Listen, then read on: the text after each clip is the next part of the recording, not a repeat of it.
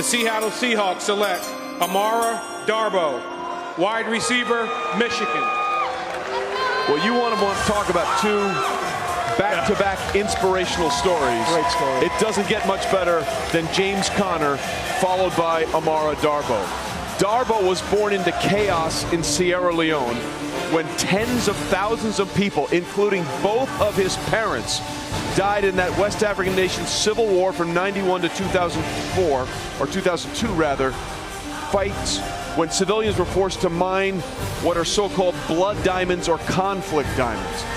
Relatives took care of him in Freetown, and then he fled to Gambia and Senegal. At the age of 7, he was adopted by a U.S. family.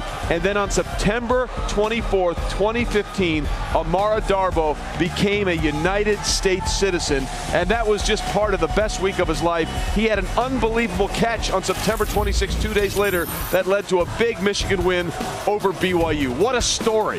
What about the player? He comes into the year, and it's supposed to be J.U. Chesson is the star, the go-to guy, and Darboh just keeps showing up and keeps separating and finding a way to get late separation and then going up and making plays on the ball. Look at the body control and the ability to make your feet go dead on the sideline.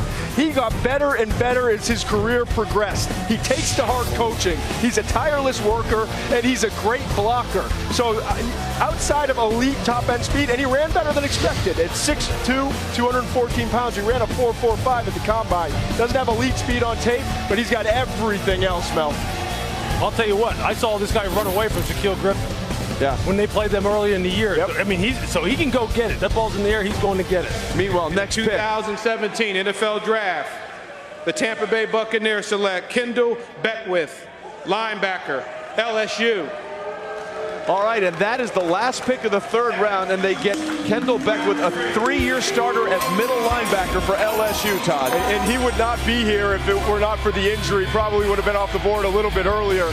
This guy is a physical inside linebacker. You see his eyes. I enjoyed watching him on tape because he makes the good initial read, that primary read of the offensive line, and gets his eyes to the backfield quickly. Really impressed with his take-on skills. Thick, powerful build, heavy hands, strong anchor.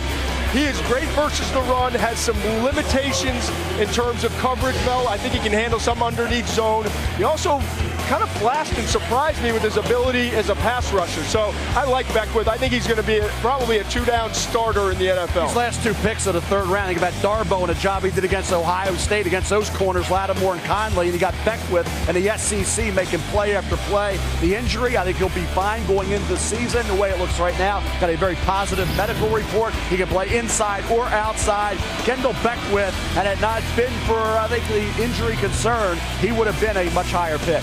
Well, Beckwith comes from Clinton, Louisiana. It's a town that has a Subway and a McDonald's, and that's about it. But he is as country as they come. He owns and cares for 3 horses. The name of Kendell Beckwith's 3 horses: Vicky Marie, Coco Chanel, and Rosé.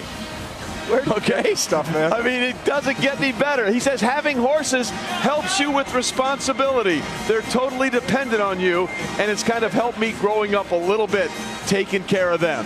So he's taking care of the horses, and Tampa Bay hopes